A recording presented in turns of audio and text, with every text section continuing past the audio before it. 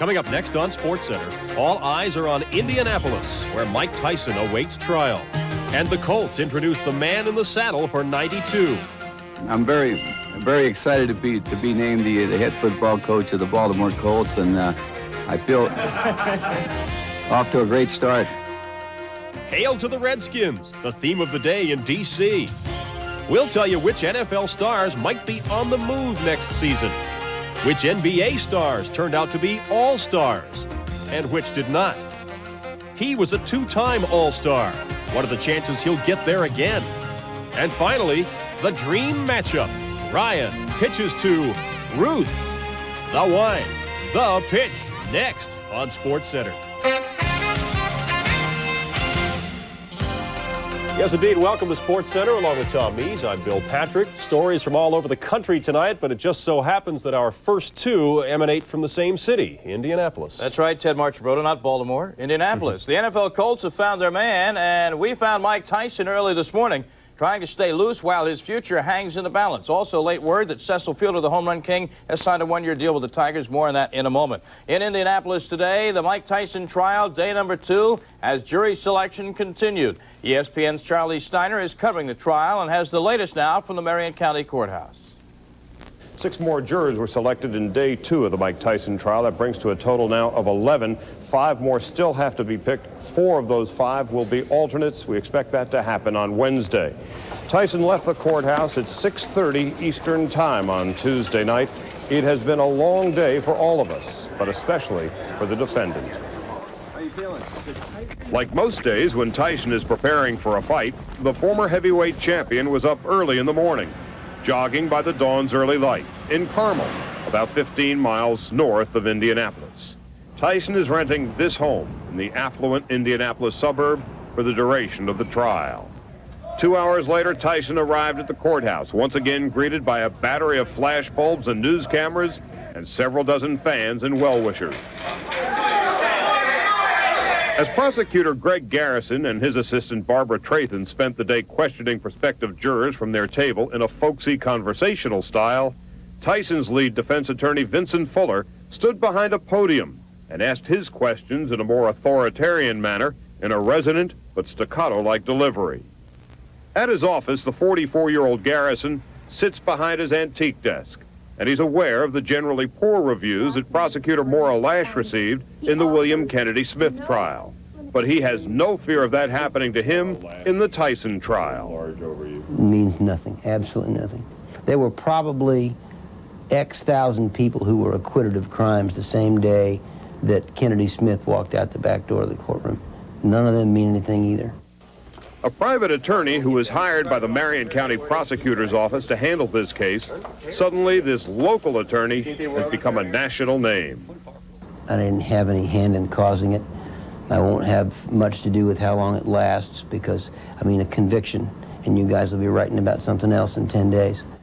Ultimately, Garrison realizes the strength or weakness of his case could well ride on the believability of the accuser. That person can get up there and stumble and make mistakes and be nervous and win the hearts of everybody in the room. It's a matter of what they perceive, which is why the jury system still works, because collectively juries have a tendency to see into people pretty far. The seemingly even-tempered Garrison does not appear to be overwhelmed by this high-profile case. In fact, he seems rather comfortable. If you're covering the World Series or you're covering, you know, some high school all-star game, you still set the cameras up, you still interview a few people, and you still get ready to do your game. And it still takes 9 innings. And you got to get dressed, and if you don't show up, you lose. Garrison will show up again in the morning as the trial continues. And this, of course, is Jim Drucker, our ESPN legal correspondent. Jim, you've had an opportunity to sit in the courtroom the past couple of days. Give us a scouting report, if you will, on Greg Garrison. Charlie, he's strong on style, less so on substance. In one vivid case, there was a juror who had admitted he had spoken about the case with friends. The friends thought that the woman accuser had, quote, asked for it, couldn't get him thrown off for cause, instead had to use one of the very valuable preemptory challenges to get rid of that juror. That's going to do it for now here at the Marion County Courthouse in Indianapolis. For Jim Drucker, I'm Charlie Steiner. Let's go back to SportsCenter. Thank you, gentlemen. Of the 11 juries selected so far, 7 are male, 2 of them are black, and 4 of the jurors are female, 1 of them black. They range in age from 21 to 55 years old. Bill? Well, does it take a lot of guts to do what Ted Marchibroda did today, or does it make a lot of sense? Today, Marchibroda was introduced as the new head coach of the Indianapolis Colts, replacing Rick Venturi, who was retained as the defensive coordinator. The Colts are the team with the NFL's worst record last season. They went 1-15. Marchibroda leaves the Buffalo Bills, a Super Bowl participant the last 2 seasons. But he goes from an offensive coordinator back to head coach, back to the team that he coached from 1975 to 1979. Then, of course, they were in Baltimore. But he worked miracles for that franchise, taking them from a 2-12 record in 1974 to a 10-4 record in his first season as head coach. At the time, it was the greatest turnaround in history. The Colts are hoping for an encore performance. When I went to Los Angeles with George Allen, we took a 5-9 ball club and made them 8-6 the first year. We went to Washington, took a 5-9 ball club and made it 9-5 the first year. The situation in Baltimore you mentioned, and we've had a little success in Buffalo, so I know that it can be done. I'm very glad that Rick is staying with us, and I've told him that he will run the defense. And Rick has suggested to me that he'll give me all the input that he possibly can and will give us as much help as he possibly can. Eric is a rare talent. You don't get too many Eric Dickersons in your lifetime. I still feel at this particular time that Eric is a great runner in the National Football League, and we're certainly glad to have him. Question is, how much longer will they have him? That's another story. The Colts were looking for an offensive-minded coach, and they got one in Marchibroda. Here's what he did for the Bills in his 3 seasons there. They were well above the NFL average in total points, passing, and rushing yardage. Marchibroda now takes over a team that was dead last in the entire NFL in rushing, scoring, and total offense in '91. By the way, the leading candidate to replace Marchibroda as the Bills' offensive coordinator may be Nick Nicolau, who is the Bills' receivers coach. Meanwhile, Dennis Green of the Vikings continues to try and round out his new coaching staff, and he's no dummy. He knows precisely where to look. Look to the Super Bowl champs. Green has asked the Redskins for permission to talk with 2 of their assistants, quarterback coach Rod Dowhauer and wide receivers coach Jack Burns. Dowhauer would be Green's offensive coordinator. He hopes to meet with those 2 and reach a decision before the end of the week. Tom? Bill, folks in Washington, D.C. had no trouble today deciding what to do for lunch. How about a noontime rally for the Super Bowl champs? That's right. Tens of thousands of Redskins faithful jamming the historic mall on what D.C. Mayor Sharon Pratt Kelly proclaimed as Washington Redskins Day. And the weatherman cooperated. Sunny temperatures, very, very pleasant indeed. And the players cooperated, showing up with a piece of hardware, the Vince Lombardi Trophy. I know what you're saying. Somebody has to clean up all this mess, but they weren't thinking about that when they heard their heroes speak from the podium. There's no other place in America like RFK when all of you are there and everybody here supporting us on TV. So I want to say a personal thanks to all of you for helping us get this trophy. I think when the season started, we had a mission. And last Sunday in Minneapolis, it was realized. There's not much else to add to it. I think my teammates have said all that we need to say. This is the #1 city, the #1 fans. Without you, we wouldn't have been there. Thank you. By the way, if you were an advertiser during Sunday's Super Bowl on CBS, you paid $850,000 for a 30-second commercial. You might think that's a tad high, but for that $850,000, you reached almost 40 million homes. That's 120 million people. Pretty good value. Yes, the Super Bowl was a hit, a 40.3 rating, and a 61% share of the TV sets in use at the time were tuned to CBS in the Super Bowl. This is the second highest rating in Super Bowl history. Only the '86 Super Bowl between the Bears and the Patriots had a larger audience than Super Bowl 26. Late word from Major League Baseball. Very few details available, but we have received word that Cecil Fielder of the Tigers has reached an agreement with the team on a 1-year contract worth $4.5 million. That would put him number 10 in salary rankings in the major leagues. Again, we've received word that Fielder has agreed on a 1-year, $4.5 million contract, avoiding arbitration. Fielder's hit 95 homers the last couple of years with the Tigers, and he had been asking for well in excess of $5 million through arbitration. He has settled, apparently, for a 1-year, $4.5 million deal, which means he could be a free agent at the end of the '92 season. Also a nice figure to settle at, isn't it? Not bad. Well, with Super Bowl 26 completed, which teams are favored for Super Bowl 27? Are we rushing the season? Well, we'll tell you anyway in a moment. But first, our weekly reminder. Tomorrow is Wednesday, which means the early evening SportsCenter comes your way at 6:30 Eastern Time, 30 minutes earlier than usual, followed by the ACC Big East Double Dip. When we come back, can the Skins repeat in '92? It may be too early to answer that question, but it's not too early to ask it. And that's exactly what we'll do when we come back. SportsCenter is brought to you by Budweiser, the king of beers, who reminds you friends know when to say when. Welcome back to the show. Back to the NFL now, and a number of postscripts to the season past. Chris Mortensen tells us the Redskins should be in for a rather short off-season. Also tonight, he looks ahead to who should go highest in the draft and who should go, period. Here's Chris. The Washington Redskins are Super Bowl champs, and let the celebration last, how about a month? And then it's the 1992 season, and the question must be asked, can the Redskins repeat? And the answer is, why not? Sure, the Redskins have 14 players over 30 years old. If they need players, General Manager Charlie Casserly will find the players. Joe Gibbs and staff will coach the players. You know, the Redskins once went 8 straight years without a #1 pick. This year, they have 2 #1 picks, their own and San Diego's, courtesy of former Redskins general manager Bobby Beathard. Speaking of draft picks, one team that will challenge the Redskins is the Dallas Cowboys, and this is the last year to cash in on the Herschel Walker bonanza. The Cowboys have 2 picks in each the first, second, and third rounds, and what promises to be one of the deepest drafts in history. Oh yeah, the draft. It's April 26th and 27th.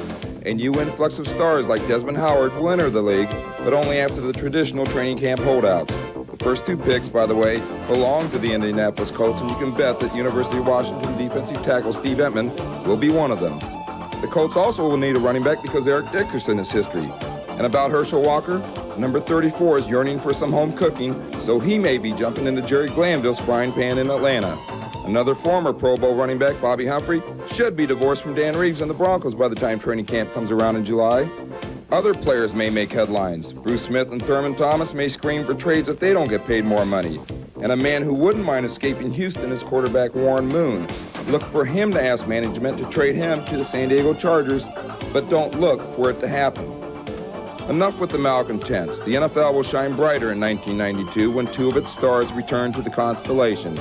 Randall Cunningham, back at quarterback for the Philadelphia Eagles after knee surgery, and everybody but the 49ers will be nervous when number 16, Joe Montana, attempts his comeback from elbow surgery. Watch out, Joe starts throwing the football about now. The Run and Shoot Club will lose a member. The Detroit Lions hired Dan Henning as offensive coordinator, a great move, so expect the Lions to look a little more like the Redskins and Bills and look for Barry Sanders to make a run at 2,000 yards rushing. Something else to watch in the NFC Central is the Big Bear himself, Mike Ditka. He's promised to be the old Ditka, and if the Grizzly Bears growl doesn't impress his players, look for Ditka himself to bring up the retirement word. Retirement has taken Chuck Noll from us, and the Pittsburgh Steelers are one of 9 clubs with new head coaches. You can bet the one who will make the most noise, we said noise, is Sam Wyche in Tampa. Vinny Testaverde running the no-huddle offense? Interesting. The NFL also will address the issue of expansion. By October, the league is scheduled to vote on 2 new franchises to begin play in 1994. The favorites? Depends on who you ask, but the smart money is on St. Louis, Baltimore, and the Carolinas. Well, 2 of those, but that depends on whether owners can finally find labor peace with the players. We'll spare you the details. But one thing expansion can bring is realignment. And maybe by 1994, 2 NFC teams will move to the AFC, and the AFC will finally win a Super Bowl. For ESPN, I'm Chris Mortensen. The way it's going, that may be the only way that could happen. Yeah, when really. SportsCenter rolls on, the NBA fills out the All-Star rosters with more slots filled in the East and the West. We'll have a look at those who may not have been voted in by the fans, but are deemed worthy of All-Star selection. We'll be back. Here's something you don't hear of every day. A baseball player who had a lousy season asking for and receiving a pay cut. First baseman Mark McGwire of the Oakland A's has signed a 1-year, $2.65 million contract, thus avoiding arbitration. He had asked for a $2.85 million pay for the 1992 season. The A's offered $2.45 million. He settled for $2.65 million, which is a $200,000 pay cut. Last year he hit just .201 with only 22 homers and 75 RBIs. Tom? Bill, the fans have had their say. Now the coaches have theirs as they fill out the rosters for the NBA All-Star Game in Orlando. In the East, there are 7 reserves backing up the starters already named. The reserves, Scottie Pippen and Dennis Rodman and Dominique Wilkins. The reserve center, Brad Daugherty out of Cleveland. Reggie Lewis, Joe Dumars, and Mark Price round out the backcourt. In the West, rookie Dikembe Mutombo is in there from the Denver Nuggets. Dan Marley, also his first All-Star appearance. Oldest Thorpe, James Worthy of the Los Angeles Lakers, Akeem Olajuwon, Tim Hardaway, Jeff Hornacek, also making his first All-Star appearance, and of course the All-Star John Stockton of the Utah Jazz. And what about those well-known names who didn't make the All-Star team? You know, the guys the hometown fans feel should be there with the best of them, but won't be. In the West, Ricky Pierce of Seattle, Mitch Richmond of the Kings, both averaging over 22 a game, not there.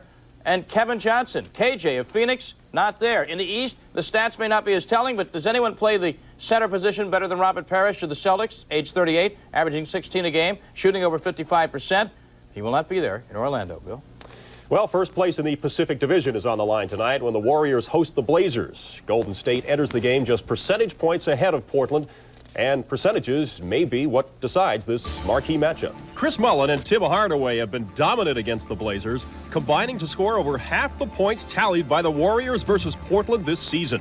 Mullin, who netted 40 on November 22nd in Portland, has scored 29 or more in each of his past 4 outings. The Warriors are 16-3 when he leads the team in scoring. Portland needs a strong outing from its backcourt. Clyde Drexler shot a miserable 8 of 24 from the floor in the first meeting, while Terry Porter wasn't much better, 4 for 14 in that game. Kevin Duckworth has also struggled against Golden State, shooting just 26.7% in the 2 meetings. Portland is 13-1 when shooting above 50% from the field. And now the rest of tonight's NBA schedule.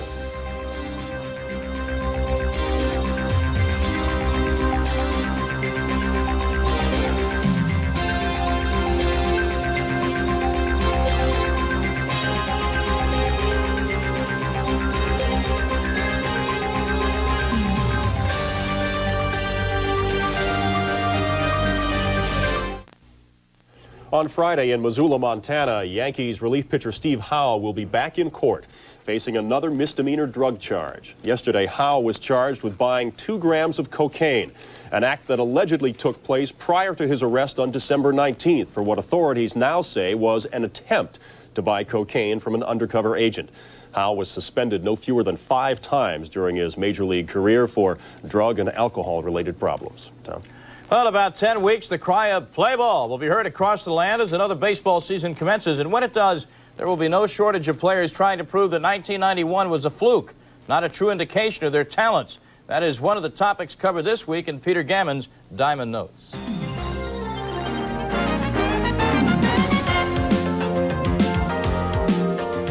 Pitchers and catchers report in about 3 weeks. So it's officially a new year and time for the, thank goodness it's 92 All-Stars. Mark McGwire has so addressed what brought his career to a halt that he asked for a pay cut. Welcome back, 40 homers.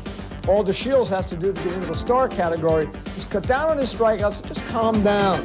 While all Palmer has to do is simply relax. He can be a 30-homer Tim Wallach kind of third baseman. Trammell, healthy, will be back on the road to Cooperstown. For these 3 outfielders, it's just a matter of health. And the 2 big E's are both coming back from a hard winter of work to, for once and for all, silence any questions about their character.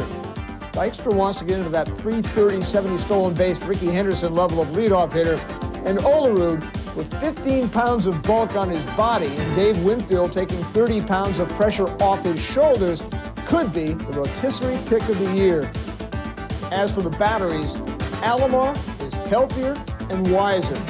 As Dave Stewart goes, so go the Athletics. Combs spent his winter on a program he got from 2 fellow Texans named Ryan and Clemens. And finally, Doug Jones and the Astros could be a marriage made in heaven. Kurt Stillwell is the best free agent still out on the market. He might have been signed already. The 26-year-old switch hitter not expressed a desire to move from shortstop to second base. Now, the Padres have tried to sign him, but Stillwell is still waiting on 3 different teams that say they'll sign him if they can make a trade with their current second baseman. The Astros still want to get Sammy Sosa and his terrific skills from the White Sox, So now they're trying to work out a three-way deal involving the Reds, which would send Casey Candaele over to Cincinnati and one of the Reds' spare outfielders to Chicago. Those who know Jack Morris have no doubts that he'll be the #1 starter the Jays have so long needed. His old boss, Bill LaJoy, says the changes he made in Minnesota, bringing his arms in closer to his body, hiding the ball, have made his fastball tougher to pick up, his delivery more compact and consistent, and his split finger better control. And Jack has a new goal. He wants to be the first modern pitcher to be the ace of 3 different world champion staffs. The only big-moneyed free agent who's switched teams and gone to one of the small market clubs this winter is Wally Joyner, which prompts one general manager to predict that in 1994, the war won't be between players and owners, but between owners of the 16 small market clubs who desperately need revenue sharing and the owners of the 10 big market clubs who don't want to give their fellow brethren one more thin dime. This is Peter Gammons, ESPN.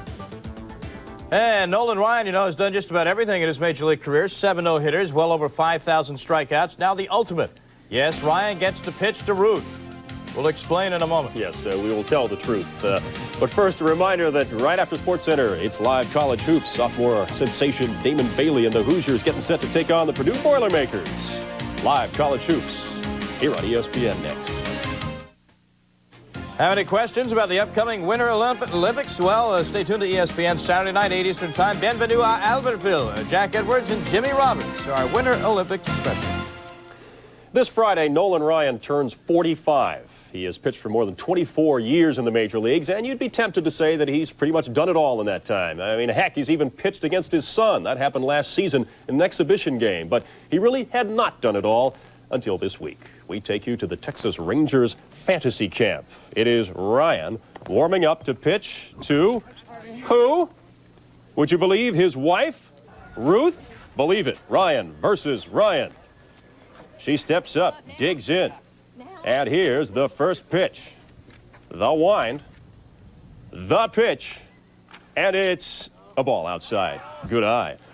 Pitch number 4, Ruth rips one to the right side, but it's foul. Pitch number 6, a 1-2 count, and she leans into this one, drills it, back to the box, but she's out. 1-3. Afterward, Nolan was asked if he was a little nervous, maybe, facing his better half. No, I wasn't as nervous throwing to Ruth as I was some of the other people, because I've at least thrown a little bit to her to have some idea of the fact that she can react to the ball.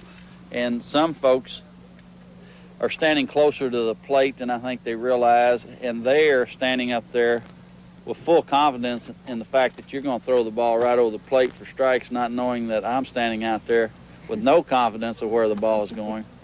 Yeah, I know what's really? that. I faced Bill Lee. I went to Red Sox fantasy camp one year. He had no idea where the ball was going either. I had no idea where the bat was going, so we were even.